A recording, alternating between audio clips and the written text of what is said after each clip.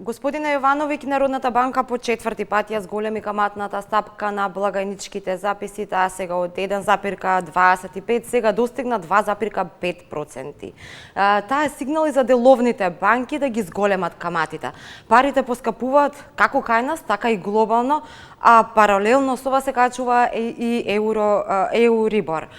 Како ова ќе се одрази на граѓаните, но и на компаниите кои веќе реагираат дека Народната банка во одбрана на курсот на денарот го заборава некако реалниот сектор? Ќе растат ли уште каматите и може ли тоа да ја забави и економијата воопшто? Дефинитивно може покачувањето на каматните стапки да ја забави економијата. Народната банка ја покачува каматната стапка за да на некој начин покаже дека реагира на инфлацијата и дека нема да ја пушти инфлацијата вон контрола. И тоа е она што прават сите централни банки во овие, да кажеме, месеци. Но она што е тука многу важно да се истакне е дека со покачувањето на каматната стапка на Централната банка нема да се намалат нити цената на нафтата на светските берзи, нити цената на храната, ниту сите оние проблеми кои што ја генерираат светската инфлација, така што оваа мерка на Народна банка е сепак со лимитирана ефективност. Оно што може поинтензивно да влијае врз контрола на инфлацијата во овој момент е фискалната власт, односно владата, така што мерките од страна на Народната банка ќе бидат лимитирани. Но тие се еден вид символична, да кажеме, имаат символична вредност за да покажат дека Народната банка нема да допушти инфлацијата да ескалира и тоа е во ред. Но веќе 4 пати ја покачија каматната стапка оваа година и мислам дека треба да бидат многу внимателни во понатамошниот период. Не треба толку лесно да ги покачуваат каматите, затоа што секој покачување на каматната стапка од страна на Централната банка води и до покачување на каматните стапки од страна на комерцијалните банки, што понатаму ќе значи дека луѓето ќе плаќаат повисоки ануитети, односно рати на кредитите што ги земале, што понатаму ќе значи дека ќе имаме зголемена сиромаштија, но и забавување на економската активност. Ќе дадам само еден пример, значи ако имате покачување на каматна стапка од 1% поен на било каков кредит, а имате на пример кредит од 10.000 евра, кој што или 20.000 евра, кој што е земен на период од 10 години, тоа ќе значи дека месечниот ануитет ќе ви се зголеми можеби само за 10 евра, што звучи дека не е премногу, но кога ќе земете на период од 10 години, тоа значи дека еден таков граѓанин ќе врати на комерцијалната банка повеќе од 1000 евра. Значи само со 1% покачување на каматната стапка, банките им зимаат на граѓаните повеќе од 1000 евра. Што значи дека Централната банка треба да биде многу внимателна во натамошниот период во врска со покачувањето на каматните стапки. Дополнително, покачувањето на каматната стапка значи дека економијата забавува. Македонската економија веќе во своја видна криза, економската активност во вториот квартал е многу слаба, трговијата веќе се намалува, индустријското производство е многу слабо и веројатноста Македонија да навлезе во рецесија оваа година е доста голема, што значи дека Народната банка мора многу да внимава да не претери со покачувањето на каматните стапки, затоа што ќе долие на еден начин масло на огнот. Треба ли да реагира и владата за смирување на инфлацијата со активирање на нејзините инструменти, тоа во контекст на поскапување и на државните хартии од вредност? Значи, владата дефинитивно може и мора да интервенира за контрола на инфлацијата и тие пробуваат да го прават тоа, меѓутоа она што го видовме изминативе месеци е еден вид на хаос, хаотичност. Тргни застани политика, ќе воведат една мерка, па за 2 месеца ја укинуваат, па ќе воведат друга мерка, па ја укинуваат за 2 месеца, па ќе воведат мерка што претходно ја воведале малце модифицирано и се тоа прави хаос. И затоа дојдовме до ситуација кога во јуни инфлацијата во Македонија е скоро 15%, што е убедливо највисоко во регионот на Западен Балкан, а на пример на крајот на минатата година имавме една од најниските инфлации во регионот. Значи владата дефинитивно треба да преземе мерки. Мерките треба да бидат во насока на контролирање на цените, односно спречување цените да ескалираат. Најдобар пример во регионот во тој поглед е Србија. Србија ги замрзна цените на храната уште во ноември минатата година и затоа сега во овој момент има најниска инфлација во регионот. И македонската влада тоа го направи лани во декември, но само по неколку месеци ја укина таа мерка, додека беше на сила таа мерка, инфлацијата беше многу пониска. Таа мерка успеваше да ја контролира инфлацијата, но тие се откажа од X причина таа мерка. Она што треба да го направат во наредниот период е да се навратат на некоја таква политика, да ги контролираат цените и на мало продажните производи, но и на големо продажните цени, за да не падне товарот само да кажеме на грбот на финалните трговци, туку и на сите оние големо трговци, така што тоа е она што владата треба да го направи за да ја контролира инфлацијата.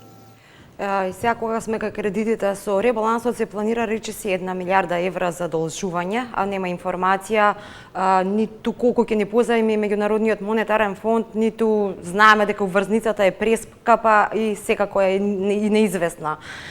Колку ќе не чини оваа криза? Јавниот долг се знае се планира годинава да достигне над 60% од бруто домашниот производ. Има ли опасност да не можеме да го сервисираме? Мислам дека таква опасност се уште не постои, затоа што инфлацијата има една добра страна, тоа е што го јаде долгот, и долгот на граѓаните, но и јавниот долг. И сме го дискутирале ова, мислам, веќе неколку пати. Јавниот долг веќе во првиот квартал на оваа година се намали, и тоа се како процент од БДП, и тоа се намали токму поради инфлацијата. Тој во номинален износ остана исти 7 милиарди евра, но затоа што инфлацијата фиктивно го зголеми номиналниот БДП и јавниот долг се намали, не знам, на 50 и нешто посто, од не знам, од 60 на 55% ако не се лажам, така што се уште нема ризик за тоа државата да остане без пари, да не може да го сервисира својот јавен долг. Ако ништо, оваа инфлација можеби ќе помогне малку во таа насока, но дефинитивно задолжувањето ќе станува се потешко во наредниот период. Оваа година со ребалансот на буџетот предвидуваат задолжување од 900 милиони евра. Тие пари не кажуваат каде ќе ги најдат, најверојатно ќе биде комбинација од издавање на еврообврзница и земање заем од ММФ. Обично тој заем од ММФ сега што го преговарат PLL, тој се одобро, тој е своевиден мини аранжман со ММФ, односно мек аранжман, и тоа се пари кои што ќе ги добива државата во период од неколку години, 2-3 години или така нешто. И на пример, ако целиот износ на заемот ќе биде, не знам, 600 милиони евра, во период од 3 години државата ќе добива од прилика по 200 милиони евра, каматната ставка ќе биде релативно ниска, односно споредено со пазарните услови. Ако на пример Македонија во моментот може да очекува каматна ставка од 6-7% на еврообврзница, каматата на заемот од ММФ било околу 3% или така нешто, и тоа е се окей. Лошата страна е што тој кредит ќе биде условен, ќе има услови од страна на ММФ. Условите нема да бидат толку стриктни како што беа, да кажеме, во 90-тите години, но сепак ќе бидат во насока на тоа да се намали буџетскиот дефицит и државата помалку да троши. Така што можеби ќе има услови за да не се покачуваат пензии, да не се покачуваат плати на јавна администрација и слично, што може да има одредени негативни ефекти врз економската активност. Така што она што главното прашање околу тој заем со ММФ се тие услови на кои што ќе успеат да се договорат, тоа ќе зависи главно од нашата влада, колку нашата влада ќе успее да испреговара со ММФ, и тука е тоа е прашањето што треба владата да го објасни, да излезе во јавност, да каже што се преговара, кои се условите и слично.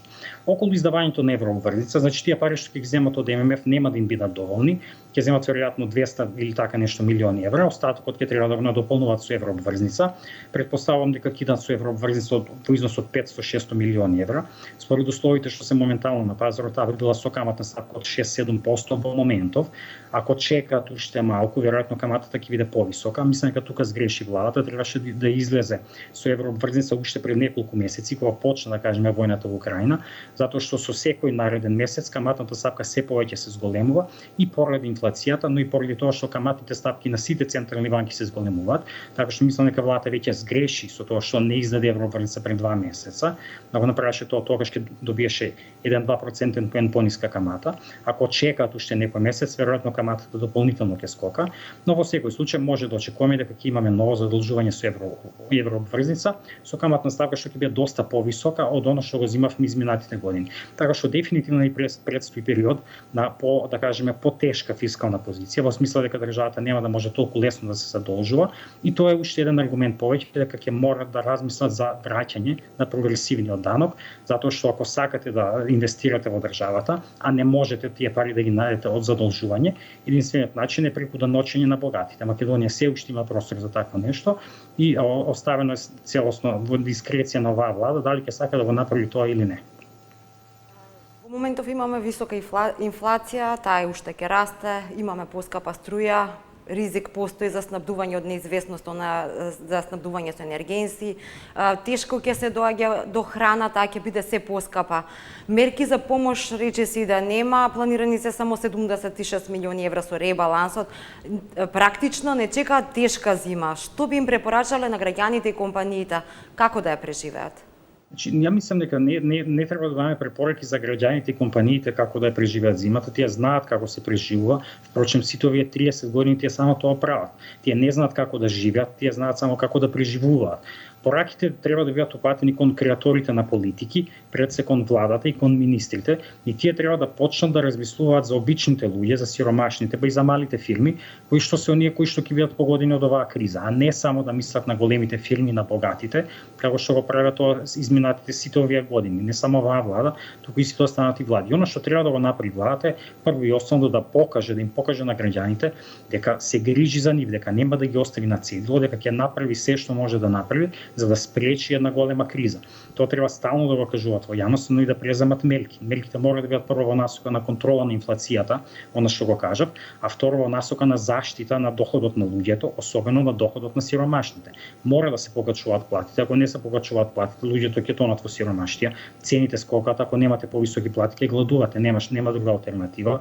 Македонија веќе е многу сиромашна земја, не само што стапката на сиромаштија 22%, него еден друг податок ќе кажам, во Македонија 36% од населението не можат да си дозволат оброк каков што сакаат. Еве во Австрија на пример, каде што работам јас, тој процент е 4%. Во Австрија 4% од луѓето гладуваат, во Македонија 36% гладуваат. И тоа е една од највисоките стапки во цела Европа.